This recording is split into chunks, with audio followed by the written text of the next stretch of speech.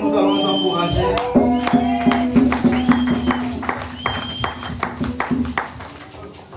Donc, voyez, préparez la moune de la barre. Et vous pouvez bailler nous. Prenez votre temps. Vous êtes dans la maison de votre père. Shalom, shalom.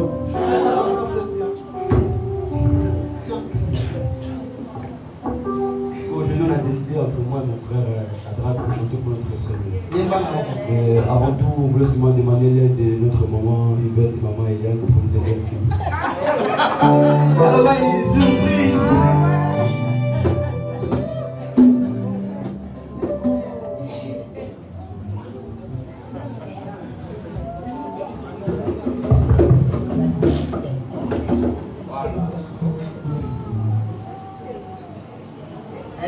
La chorale.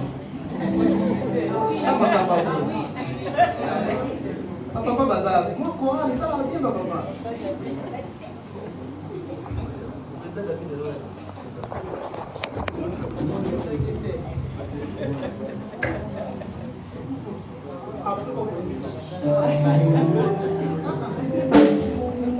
Alléluia. Amen. Alléluia.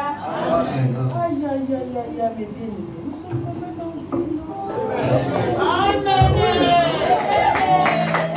on acclame pour le roi de roi.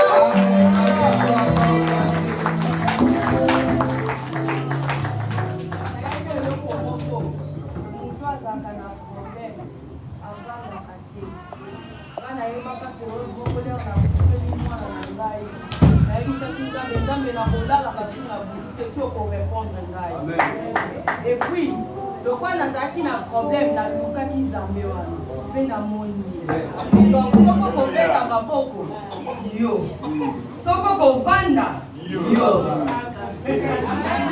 Amen. Amen.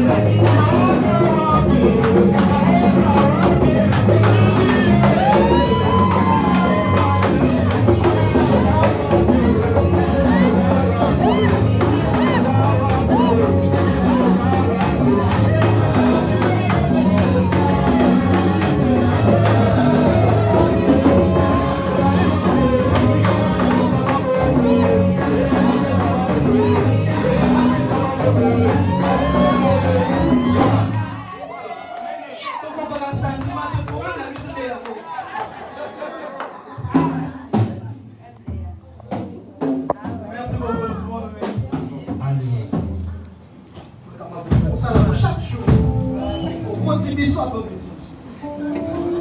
Est-ce qu'on peut acclamer pour le roi des rois? Alors, je appelle aussi mon frère héritier. Lorsqu'il va passer, nous allons l'encourager encore. Ah, lui, il a un CDI.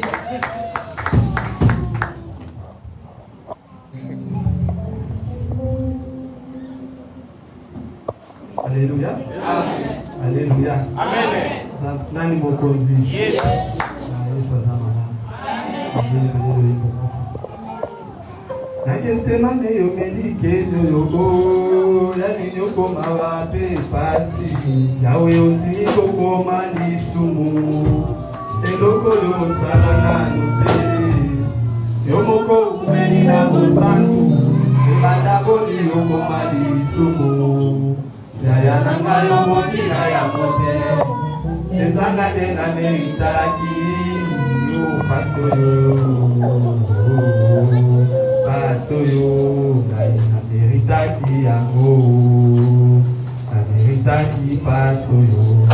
Kotelite na bongo la motema tope na yeba yo kasi na bona salaki na masumu.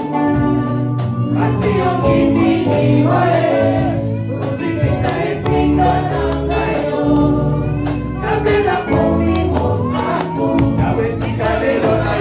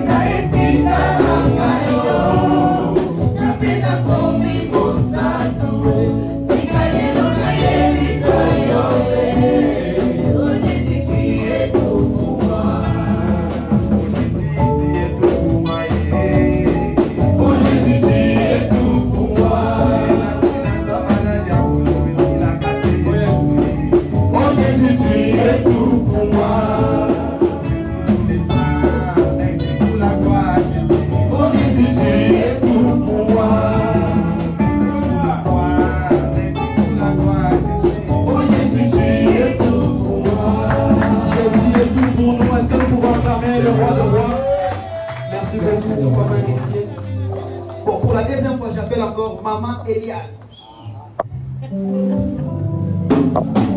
Maman Eliane, lorsqu'elle va se lever, on va encore l'encourager. Amen.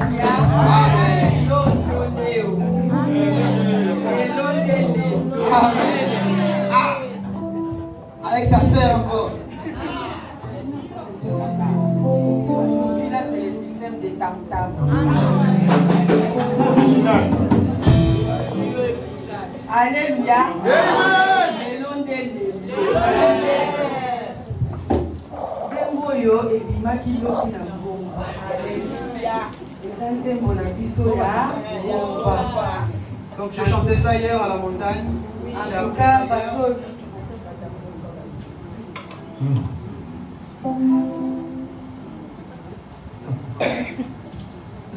Lelo nde nzembo eza nde beta maboko bachaîne ekata. Nous avons appris la même chose. Nsima na baprison ya mabota ya balwa ezali. Alléluia. Amen. Okebo, okebo,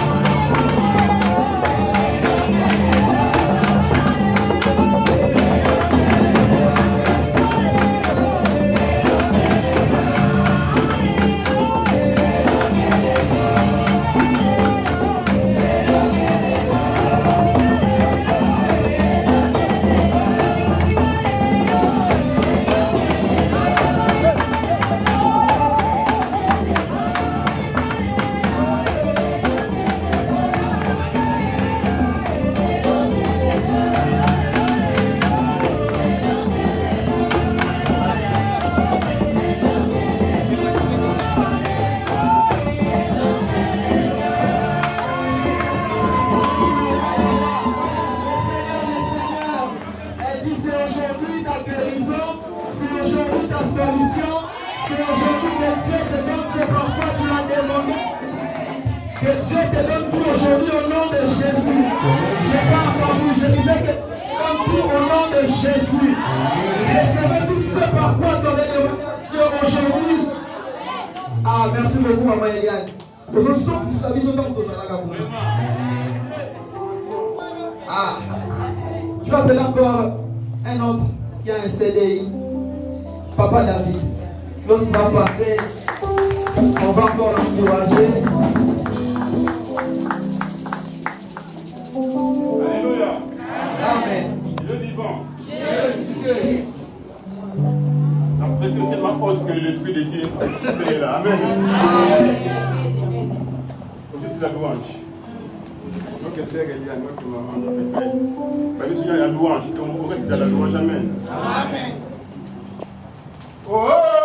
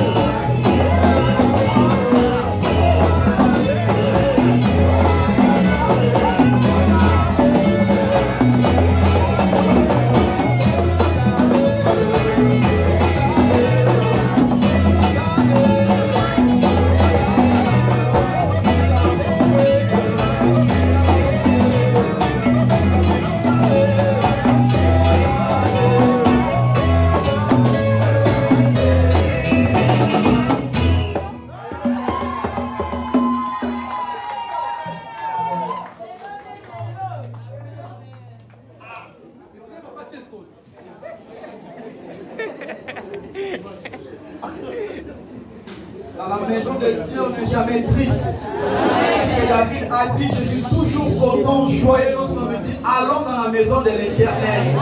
Parce qu'il sait que la joie de l'Éternel, c'est ma force. Est-ce qu'il y a quelqu'un qui est content ce matin?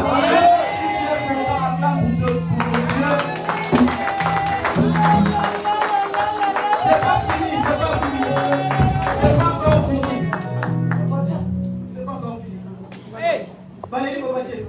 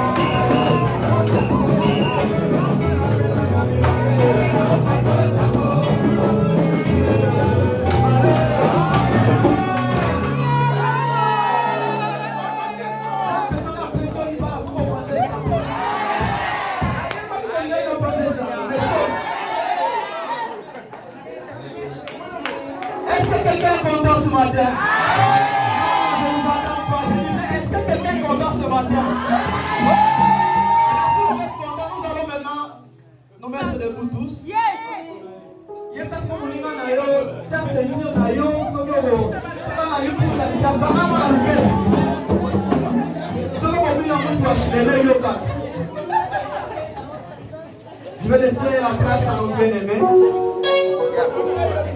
Déjà tout ça, il y a un chaud. Donc pendant 10 minutes, vous pouvez vraiment à vous. Mettez ma boque, mettez ma boque.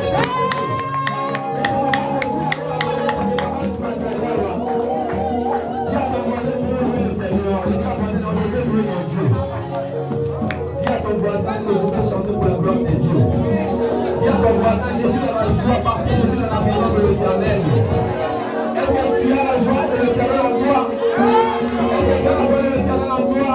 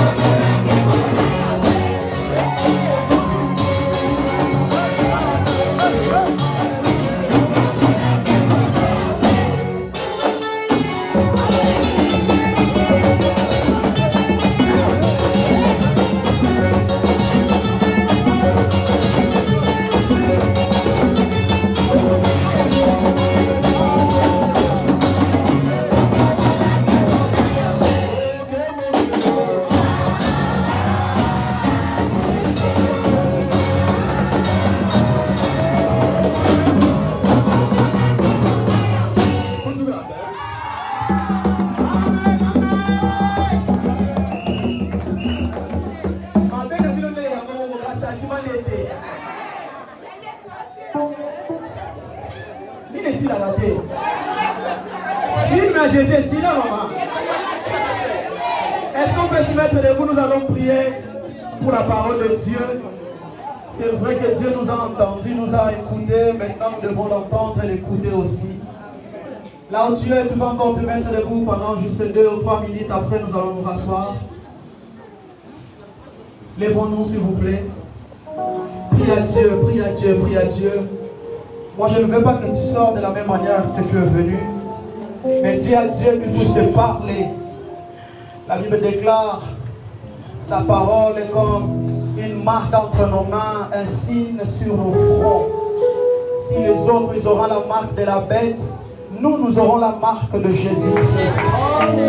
Parce que sa parole nous délivre de tout ce qui est Covid. Sa parole nous délivre de tout ce qui est malade. Regarde dans ta famille qui est mort avec cette pandémie. Alors si personnellement dis Seigneur merci et parle-moi encore ce matin. Je voudrais t'entendre. Tous ceux qui sont venus devant ta présence, Seigneur, ils ont été changés, transformés, restaurés par ta parole. Ta parole est comme une lumière, Seigneur. Éclaire le ténèbres de nos cœurs. Parle à ton Dieu, parle à ton Dieu, parle à ton Dieu, parle à ton Dieu, parle à ton Dieu, parle à ton Dieu, parle. Seigneur, cette femme est venue remplie de tristesse, remplie d'angoisse, mais lorsqu'il a reçu ta parole, elle est transformée.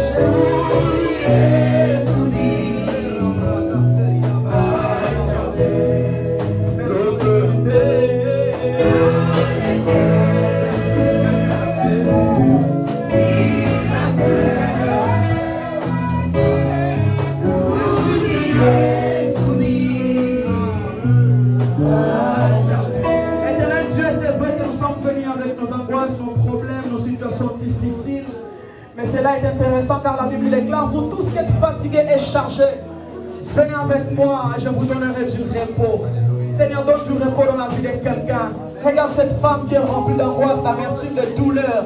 Regarde ce monsieur qui n'arrive même plus à bien vivre. Seigneur, je sais que ta parole est capable de changer, transformer l'histoire de tout et chacun de nous.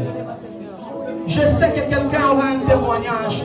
Parce que c'est dans le temple que Anne est venue stérile, mais elle est rentrée avec son Samuel. Je déclare au nom de Jésus que quelqu'un rentre avec la solution à son problème. Au nom de Jésus.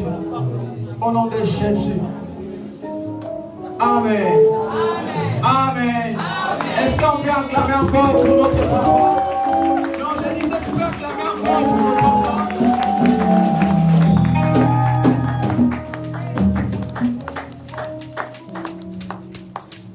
Amen, amen, amen. Prenez place s'il vous plaît.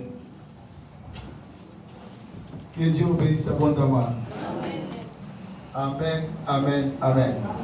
Est-ce que quelqu'un peut saluer ou serrer les poignets de l'autre, tout seulement les poignets de dire que je suis un champion. La personne qui a dit que non, je suis un champion. Ah, gloire à Dieu, j'aime ça. Nous sommes dans la classe des vainqueurs. C'est pour cela que nous sommes les enfants de Dieu. Amen. Gloire à Dieu. Là, je viens de la Belgique. J'ai passé la nuit aujourd'hui en Belgique. Et en revenant, oh là là, il y a eu un sacré bouchon. Parce qu'on a dévié l'autoroute. Ça m'a pris à peu près un quart d'heure. Et j'ai aussi un petit souci de ma voiture. Qui avait du mal à rouler trop vite. Donc ça perdait de l'équilibre. Je me suis arrêté quelque part, j'ai prié pour que je sois à l'air. Et que Dieu soit béni, qui m'a permis aussi d'être à l'air. Amen. Amen. Amen. J'ai un thème très important à te communiquer. Je pense que ce thème peut aussi révolutionner ta vie aujourd'hui. Amen. Je ne te parle pas de la bénédiction. Je te préviens d'avance.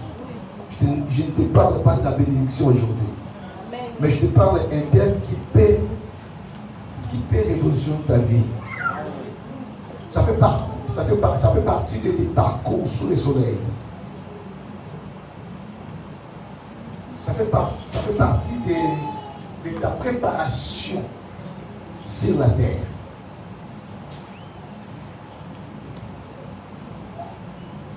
C'est une question, c'est un questionnement, ce thème d'aujourd'hui.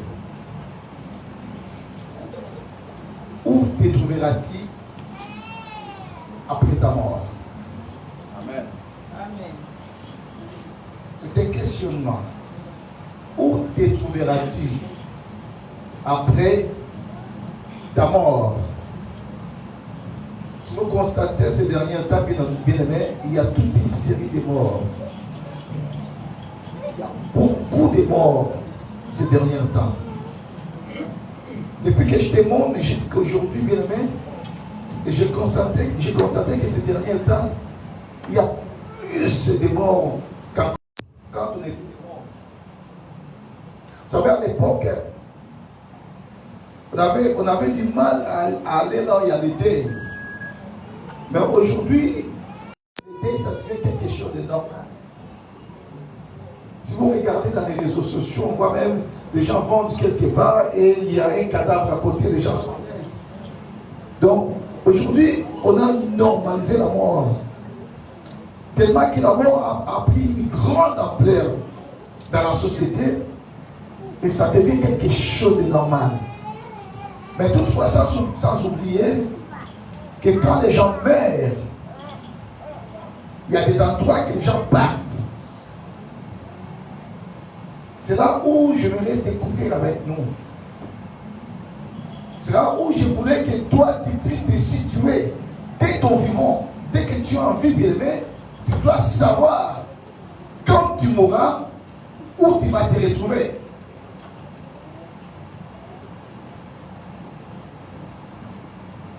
Ce n'est pas quelque chose de hasard, non.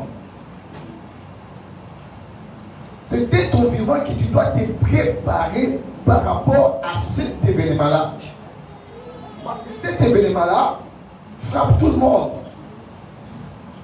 La mort, elle frappe les enfants. La mort, elle frappe les jeunes. La mort, elle frappe les adultes. Elle frappe les mamans. Elle frappe les papas. Elle frappe les jeunes. Elle frappe les vieillards. Donc, toute catégorie des gens, des hommes sur la terre, bien aimés, ont tendance à connaître cet événement-là ou à vivre ou à être surpris par cet événement-là qu'on appelle la mort. La mort, c'est un événement qui surprend l'être humain. Nous savons ce qui se passe aujourd'hui parce que vous et moi, nous sommes là. Mais nous ne savons pas ce qui va se passer après 2 heures, après 3 heures, après 5 heures, ou demain dans notre vie. Le dimanche dernier, il y a un pasteur en Angola qui prêchait, un jeune pasteur, un très jeune pasteur, qui prêchait l'évangile. Et tout d'un coup, le lendemain, il est parti chez lui quand il a prêché l'évangile. Et le lendemain, le pasteur, il dormait comme tout homme, comme toute créature sur la terre. Quand nous sommes fatigués le soir, nous dormons. Shalom. Shalom. Et le matin, bien aimé, quand sa femme s'est réveillée, a essayé de bousculer son homme, et sa femme a rencontré un corps sans vie. Vous imaginez, mes amis, un corps sans vie. Ça veut dire quoi? Ça veut dire que nous ne sommes pas à l'abri de la mort. Aussi longtemps que nous vivons, aussi longtemps que nous parlons, nous marchons, et nous marchons avec la mort. La mort, elle se présente dans notre vie d'une manière ou d'une autre. Et à chaque fois que nous dormons et nous nous réveillons, mes amis, nous nous approchons au jour de notre mort. Nous devons le savoir. Quand je dors et je me réveille le matin, au fur et à mesure que cette circonstance-là s'apparaît dans ma vie, je dois aussi savoir que je suis en train de m'approcher au jour de ma mort. C'est très important. Des fois nous oublions. Quand nous dormons, nous nous réveillons, bien aimé, nous envisageons avoir beaucoup d'argent. Je fais une affaire, je pense que cette affaire-là puisse me rapporter beaucoup. Certes, c'est bien, bien aimé. Mais ça peut te rapporter beaucoup d'argent. Et tu ne manges pas aussi cet argent, tu ne profites pas de cet argent. Parce qu'il y a aussi un événement qui peut te surprendre d'un coup. Et cet événement-là, ça s'appelle la mort. Nous sommes là. Amen. La mort, elle est définie comme étant la fin de notre vie. Sur la terre ou sous le soleil. Mais en effet, après la mort, il y a des endroits, il y a des lieux, il y a des places où les gens partent après la mort. On essaiera de vivre cela aujourd'hui, si on aura un peu plus de temps. La première mort que l'homme a connue sous le soleil, ça s'appelle la mort spirituelle. Adam avait connu la première mort, c'était la mort spirituelle. Quand il a péché, Adam était séparé de Dieu. Alors la mort spirituelle, ce n'est rien d'autre que la séparation entre l'homme et Dieu. L'homme vit sur la terre, mais il ne bénéficie pas de la protection de Dieu. Il ne bénéficie pas de cette liaison-là qu'on a envers vis-à-vis de notre Dieu. Donc il vit sur la terre, comme nous voyons tout autre, beaucoup de gens sur la terre, ils vivent, mais spirituellement, ils sont déjà morts. Pourquoi? Parce que Dieu n'est pas avec eux. Des gens qui disent, je m'en fous de votre Dieu là. C'est quoi ce Dieu là? Je déteste ce Dieu là. Et ce Dieu là qui me paie des loyers, ce Dieu là qui me paie de l'eau, ce Dieu là qui me paie du carburant. Toute cette série de gens-là, bien aimés, ils vivent déjà une mort dans leur vie. Et cette mort-là, elle est spirituelle. Elle ne bénéficie pas de la gloire de Dieu dans leur vie. Donc, ce sont des gens dont nous voyons, quand il y a quelque chose qui arrive dans la nature, un accident, un mauvais sort, quelque chose que le diable peut lancer dans la nature, ce sont des premières victimes à être frappées par tous ces problèmes-là. Pourquoi? Parce que spirituellement ou intérieurement, ils sont déjà morts pour Dieu. C'est pour ça que vous voyez, quand il y a un problème, qu'il y a un acte terroriste quelque part, il y a des gens qui arrivent dans un mauvais moment, mauvais endroit. Et si vous observez bien tout ce monde-là, ils ne connaissent pas Dieu. La plupart, la majorité. Pourquoi? Parce qu'ils sont déjà morts spirituellement. Et ça ne reste que la mort physique. Ça, c'est la deuxième mort. Que la mort physique peut les frapper. La première personne qui a connu la mort, c'était Adam qui a connu la mort spirituelle. Et la première personne qui a connu la mort physique, c'était Abel. Abel qui a été tué par son propre frère à cause de la jalousie. Et depuis ces jours-là, la terre a ouvert sa bouche pour engloutir tout être humain. Depuis le jour de la mort d'Abel, c'était comme une alliance de la mort avec la terre. La terre avait ouvert grandement sa bouche pour engloutir tout être humain. Mais maintenant, la question qui se pose, oui, certes, nous tous, tel que nous sommes là, nous allons mourir. Oui. Mais, après ta mort, où est-ce que tu vas te retrouver? Notre corps n'est pas fait pour vivre si longtemps.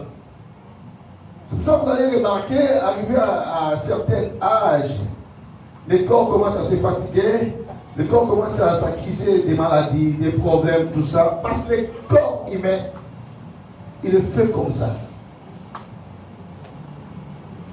Et ce corps a été tiré de la terre, comme il est une terre, et ce corps plutôt, va aussi retourner à la terre. Si tu n'as jamais si bien aimé, tu dois savoir que tu es une terre. Ton corps a été tiré de la terre. Quand Dieu a formé l'homme, Dieu a fait une statue. Et cette statue-là, Dieu l'a fait, a pris cette statue-là de la terre. Et la Bible dit, Dieu souffla à cette statue-là et elle devint une âme vivante. Dieu a mis son esprit pour que l'homme puisse devenir une âme vivante. Donc, tu viens de la terre et tu vas retourner de la terre. L'homme, en fait, c'est quoi? L'homme, c'est un esprit qui a une âme et qui est enveloppé par un corps. C'est ça qui est l'homme. L'homme est tripartite. Il est d'un esprit. En réalité, dans l'homme, c'est l'esprit, comme la Bible dit. Et cet esprit-là, il contient une âme. Une âme qui va distinguer l'homme par rapport à ses émotions. L'âme, c'est quoi? En fait, l'âme, c'est un organe de pensée, des sentiments, des émotions. Là où l'homme peut réfléchir, c'est par rapport à son âme. Et comme l'esprit et l'âme, on ne voit pas, et Dieu a distingué maintenant les hommes, et Dieu a doté les hommes à ce qu'on appelle les corps. Et ce corps-là a été tiré de la terre, de la poussière de la terre. Je ne sais pas si je suis là. Amen. Maintenant, quand l'homme meurt, il y a toute une comment ça s'appelle déjà? C'est pas la constitution, mais la répartition du corps, de l'âme et de l'esprit. L'esprit que Dieu nous a donné, cet esprit-là retourne à Dieu. Le corps, comme il a été tiré de la terre, il est terrestre. Le corps retourne sur la terre. C'est pour ça que vous avez remarqué, quand on meurt, après un certain temps, vous ne verrez plus son corps. Pourquoi? Parce que le corps retourne sur la terre. Mais maintenant, il y a un autre organe qui constitue l'homme. C'est l'âme. L'âme, c'est là où il y a les émotions. C'est là où il y a la pensée. C'est là où il y a les besoins de l'homme. Alors, c'est l'âme de la personne qui va être jugée. C'est l'âme de la personne qui soit, il va dans un lieu qu'on appelle le paradis, le sein d'Abraham, le même lien là on appelle ça, le paradis, le sein d'Abraham, hein, ou le lieu du repos. Ah, si cette âme-là, sur la terre, ces émotions, ces sentiments, ces pensées n'étaient pas bonnes, et cette âme-là, dès qu'il meurt, cette âme-là, automatiquement, elle s'en va dans les séjours de mort, ou autrement dit, enfer. Shalom l'église. Ça veut dire quoi? Tes sentiments-là, tes émotions-là, tes plaisirs qui est en toi là, tout cela, bien aimé, c'est ça qui vont souffrir en enfer, là où il y a les faits. Et ces faits-là, c'est un fait éternel. Est-ce que quelqu'un a une allumette ici, une boîte d'allumettes? Vous pouvez aller dans mon bureau, vous regardez dans la tiroir là-bas, vous verrez une allumette là-bas, ramenez-moi s'il vous plaît. Amen l'église. Amen. C'est quoi en fait l'enfer? L'enfer, elle est définie comme étant un séjour de mort. C'est un lieu de tourment. En hébreu, on appelle cela Sheol. Et en grec, on appelle cela Hadès. Ce sont les régions les plus profondes de la terre. Quand un homme meurt avec le péché, quand un pécheur meurt, il descend encore dans les régions les plus inférieures de la terre. En enfer, ce sont les régions les plus inférieures de la terre. Amen. Amen. C'est quoi en fait le paradis? Le paradis, en hébreu, on appelle cela Gan. Merci.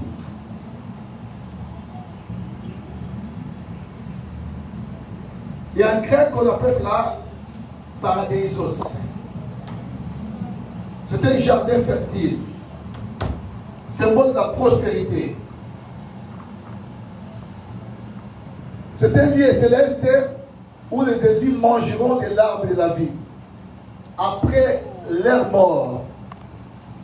Je dis bien, c'est un lieu céleste, ce n'est pas un lieu qui est terrestre, c'est un lieu qui est céleste, où toute personne qui a accepté Jésus-Christ dans sa vie comme étant son Seigneur et son Sauveur, il passera le reste de sa vie avant l'enlèvement de l'Église.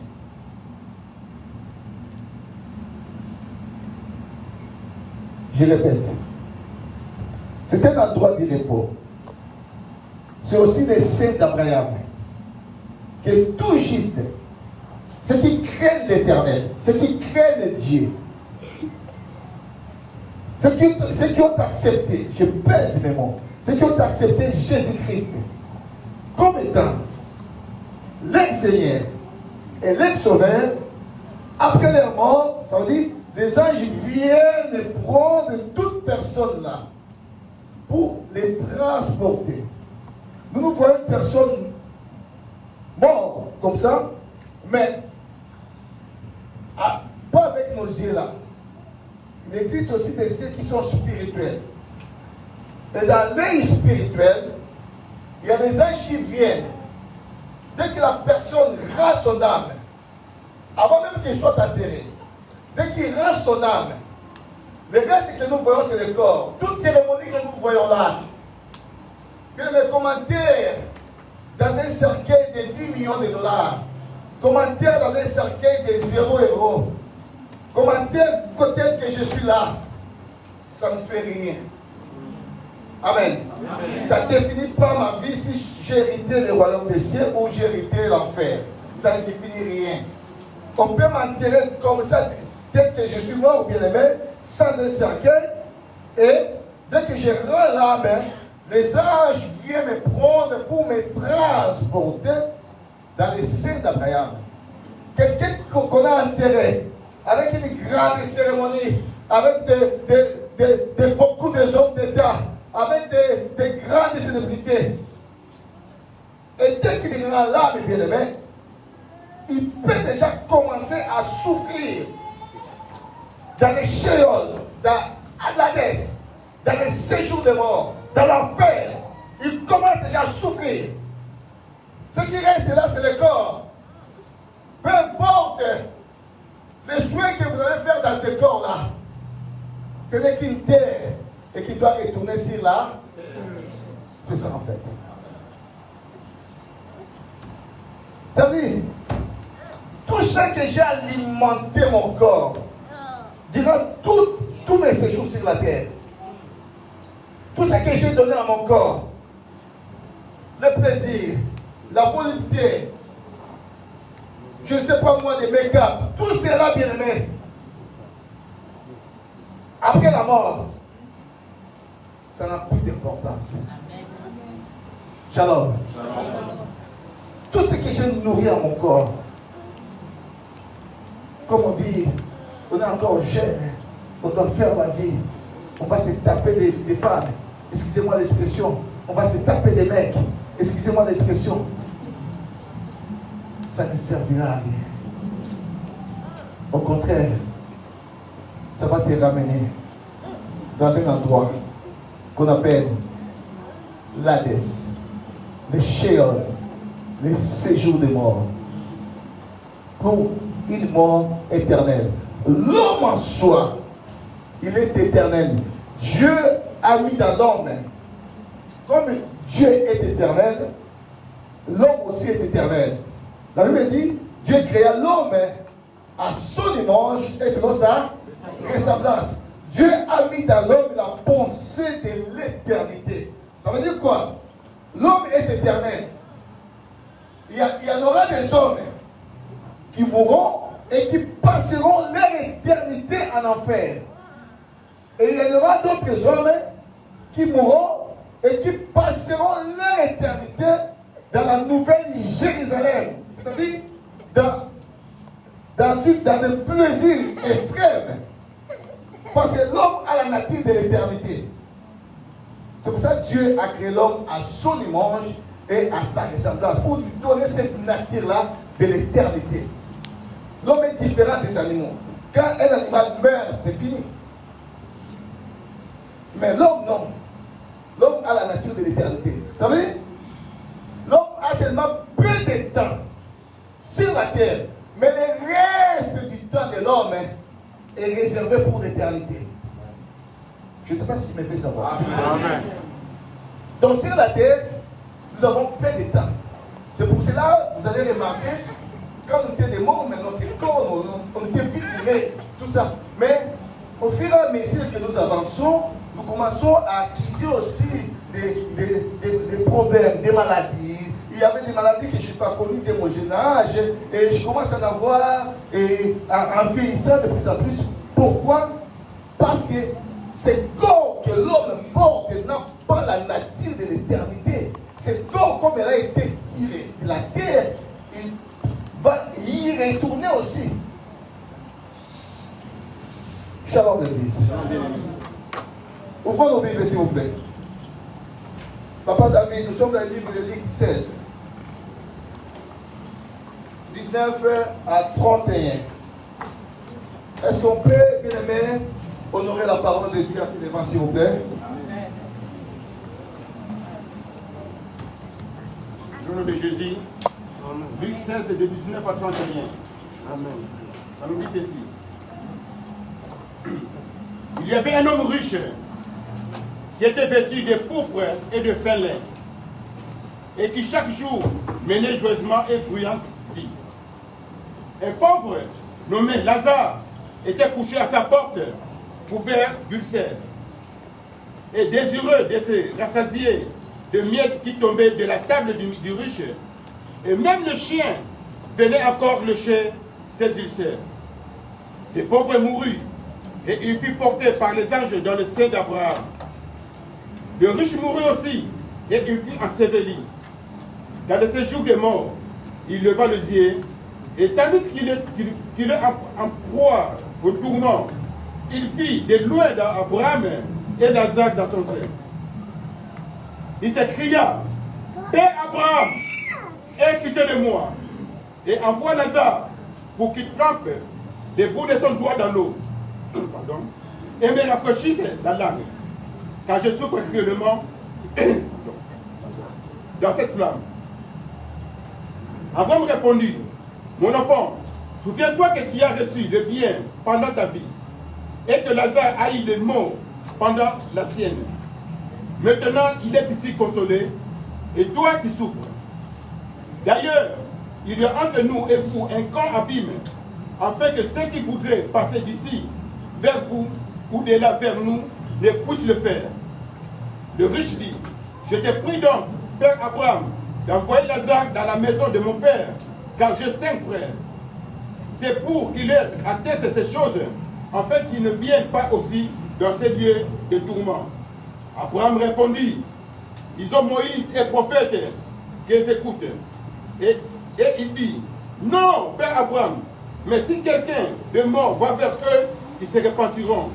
Et Abraham lui dit, s'ils n'écoutent pas Moïse et les prophètes, ils ne se laisseront pas persuader, quand même quelqu'un de mort ressusciterait. C'est la parole de Dieu. Amen. C'est la parole du Seigneur. Amen. Pénétrez s'il vous plaît. Là, Jésus va parler d'une parabole.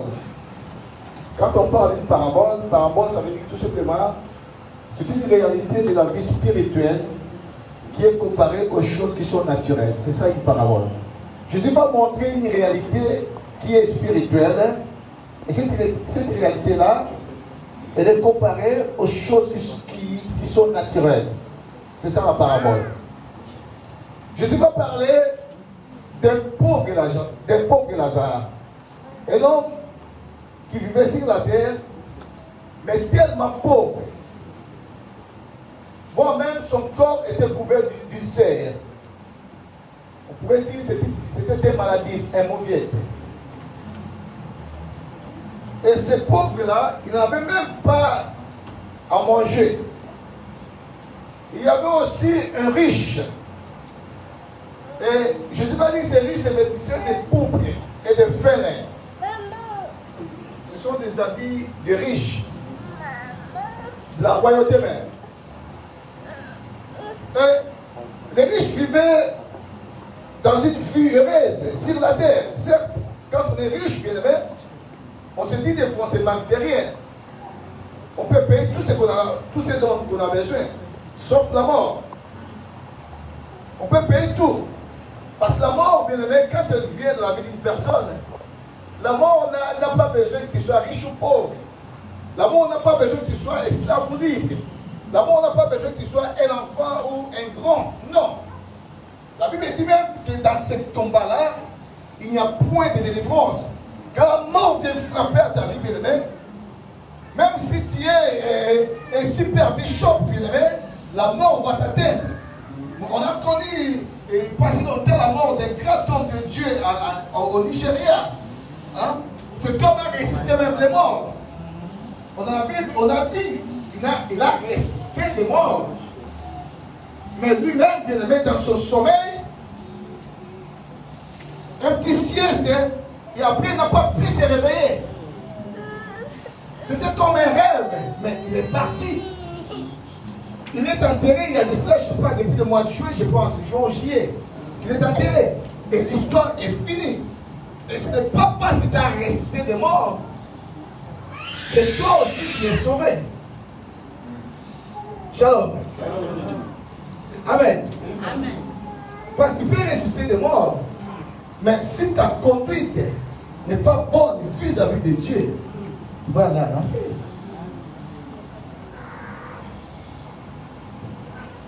Nous sommes là. Le riche vivait une vie heureuse sur la terre.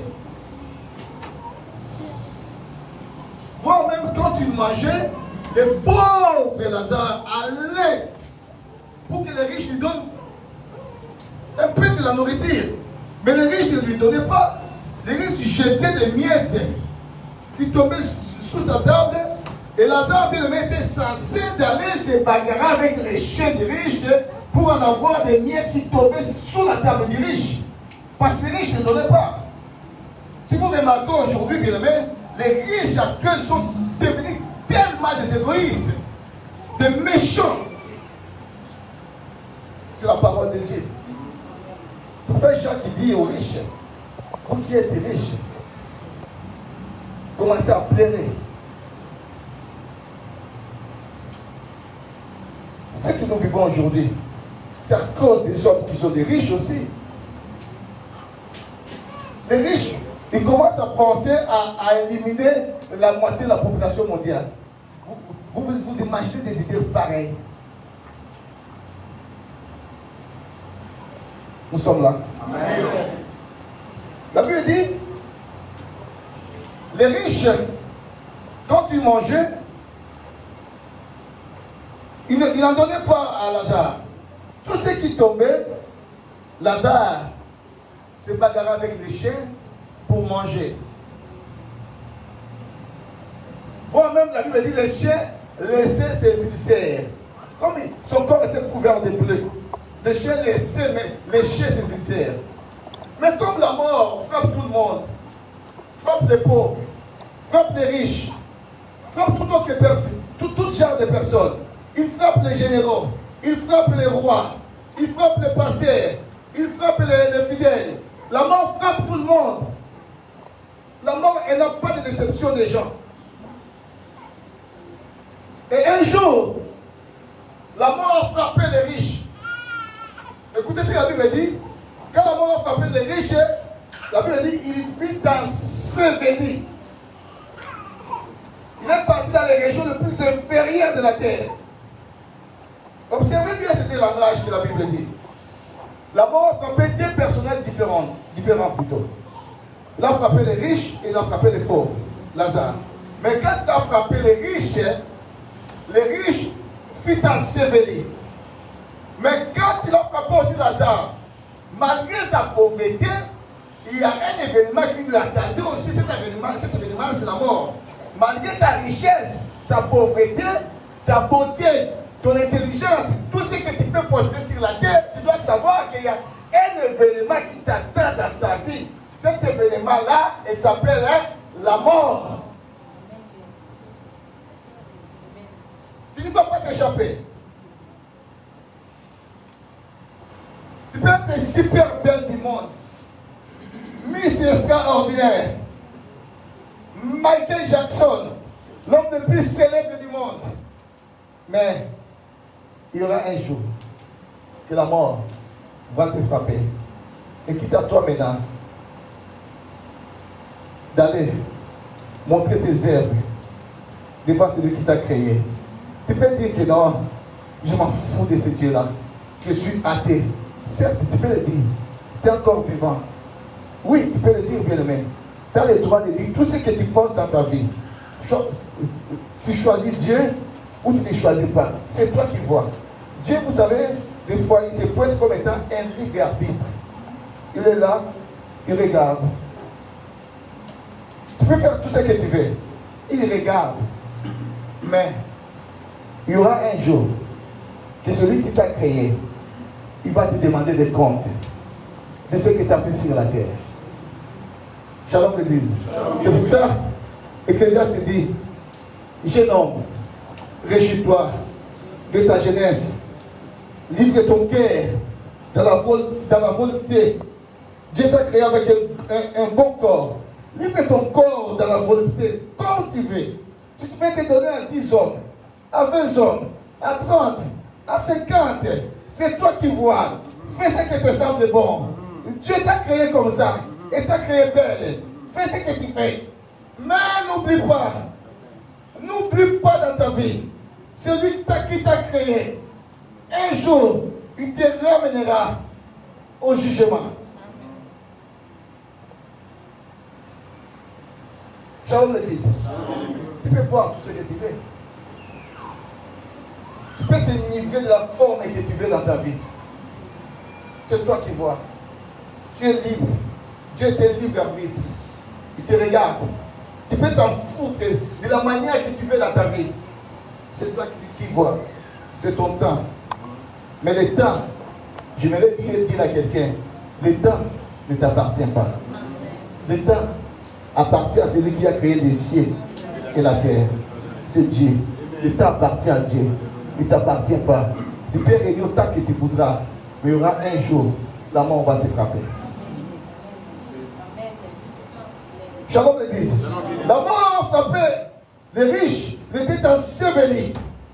Et la mort frappait aussi les pauvres de Lazare. La Bible dit, il fut porté. Des langages différents. Les riches ensevelis. Mais quant à Lazare, il fut porté par les anges.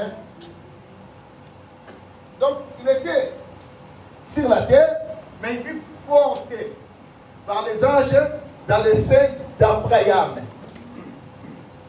C'est un endroit où est réservé toute personne qui craint l'Éternel, qui a accepté, je dis bien Jésus-Christ, comme étant son Seigneur et son Sauveur. Et cet endroit-là sont réservés pour eux en attendant l'enlèvement de l'Église ou la résurrection des morts.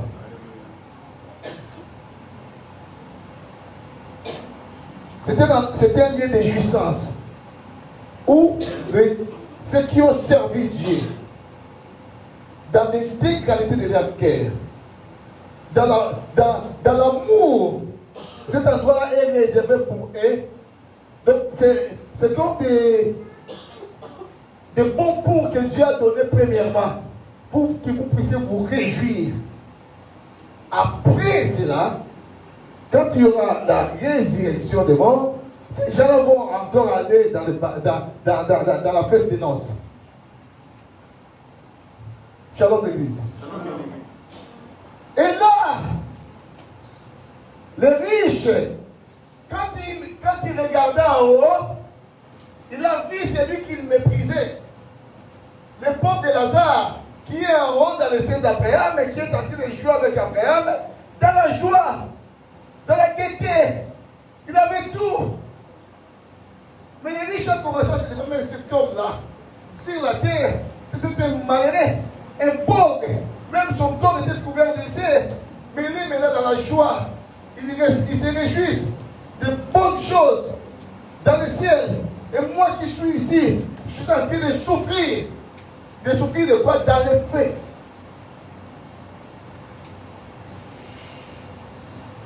Shalom l'église. Aidez un peu la l'évangile, s'il te plaît. Après tu vas la limite. Je vais faire un exercice.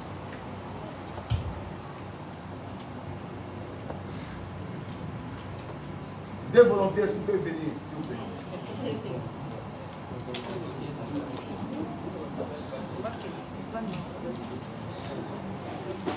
Observez-moi. Observez les frères aussi. Les deux là. J'allume 50 mètres. Essaye de mettre ton doigt là. Non, tu t'es mêlé.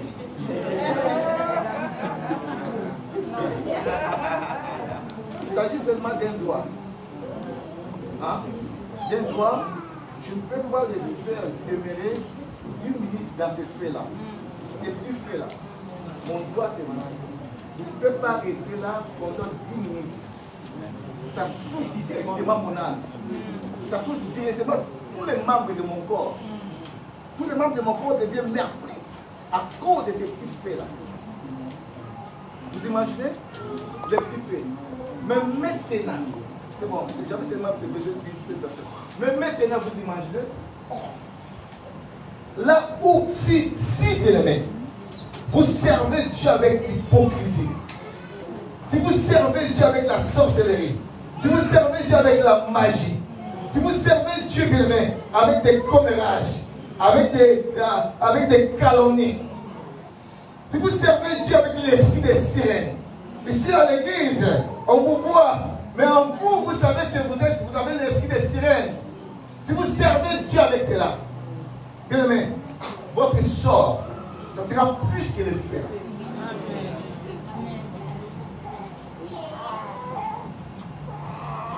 Shalom l'église. Ça sera plus que l'effet là. Là où vous allez être tourmenté jour et nuit. C'est là où il y aura les grincements dedans.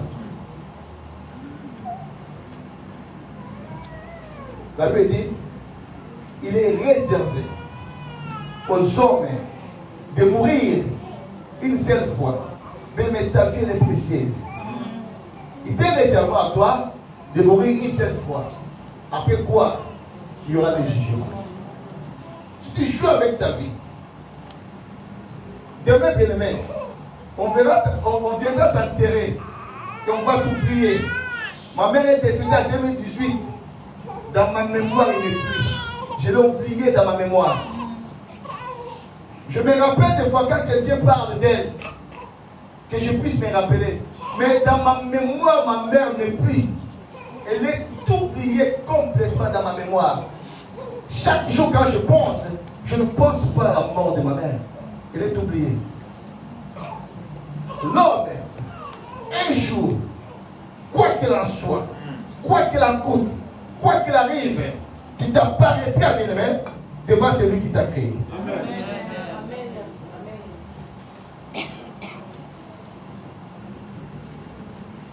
Shalom l'église. C'est pour ça que la Bible dit, que servirait-il à un homme de gagner le monde et d'aimer si personnel? Tu peux gagner toute la France. Tu peux être l'homme le plus célèbre de la France. Tu peux faire tout ce que tu veux en France, bien-aimé. Mais à quoi va te servir si tu gagnes tout et demain, tu perds ton âme? Tes enfants vont t'oublier. Ton mari va t'oublier. Aujourd'hui, tu m'aimes. Demain, ton mari va épouser une autre femme. Aujourd'hui, tu m'aimes. Ta femme va épouser un autre homme. Ils vont t'oublier. Mais toi-même, bien-aimé, un jour, tu vas apparaître devant celui qui t'a créé. Amen. Lazare va dire, le riche va dire à Lazare, si tu peux néanmoins tremper ton doigt, afin qu'il tombe des gouttes d'eau, pour que je puisse me rafraîchir la langue. Parce que là où je suis, je souffre cruellement. Dans le fait, cruellement je souffre. On a dit aux riches, c'est impossible. Et tu dois savoir, entre les lieux de tourment, l'enfer, et les lieux du repos, le paradis ou le Saint d'Abraham, il y a un espace qui sépare ces deux lieux-là, ça s'appelle la Bible. Ça nous sépare, ça sépare les deux là. Et ceux qui sont là-bas, ils ne pouvaient pas non plus aller vers ceux qui sont de l'autre côté. C'est impossible. Et les riches vont dire à Lazare, je te prie, sur la terre, j'ai 5 frères. J'ai 5 frères. Les 5 frères-là, ce sont les 5 continents que les riches ont. Les riches ont les frères de l'Europe. Les riches ont les frères comme l'Afrique. Les riches ont les frères comme l'Océanie. Les riches ont les frères comme l'Amérique. Les riches ont les frères comme l'Asie. Ces 5 frères, Lazare a dit, les riches ont dit, si ces 5 frères, mes 5 frères-là, si on les atteste la parole de Dieu, ils pourront se repentir.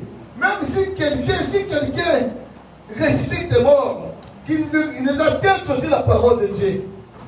Néanmoins, ils pourront se repentir pour qu'ils ne viennent pas à cet endroit-là. Parce que pour moi, déjà, c'est fini. Mais néanmoins, ceux qui sont restés sur la terre, ceux qui vivent encore sur la terre, qui se répandent pour accepter cette bonne nouvelle, la parole de Dieu. Si on les atteste de ces choses-là, des choses que nous vivons en réalité, ils vont se repentir. Lazare va dire, même ici, quelqu'un qui ressuscite, même si quelqu'un de mort ressuscite, il prêche l'évangile. Ils attestent l'évangile. S'ils ont le cœur endurci, ils ne vont jamais se repentir. Pourquoi? Parce qu'ils ont endurci leur cœur dans la méchanceté. Évidemment, bien aimé, dans le monde, on a connu des gens qui sont morts aussi ressuscités. Dieu leur avait accordé la grâce, la résurrection. Ils ont parlé des choses qu'ils ont vues après la mort. Mais ils parlent. Quels sont les gens qui les prêtent l'oreille? Personne. Le monde est dans une grande ambiance, dans un grand engouement. Vivons, mangeons, mais on ne sait pas. Nous vivons, nous mangeons, nous achetons de belles caisses, nous achetons tout ce que nous avons besoin. Mais il y a un événement qui t'attend. Ça peut t'atteindre cet après-midi. Ça peut t'atteindre demain. Ça peut t'atteindre après-demain. Qui t'attend de te préparer. Tu ne seras pas avec ton enfant. Tu ne seras pas avec tes enfants. Tu ne seras pas avec ta femme. Tu ne seras pas avec tes frères et tes sœurs. Tu ne seras pas avec tes parents. Ça sera toi. Cette affaire-là te concerne. Que feras-tu? Où est-ce que tu vas te retrouver? Regardez tel qu'ils sont venus aujourd'hui. Et là où ma mère allait? On est venu combien? 125. 125 aujourd'hui. Venez un peu les jours de la semaine. Les gens sont là, devant leur téléviseur. Ils ont TF1, RMC, BMTV,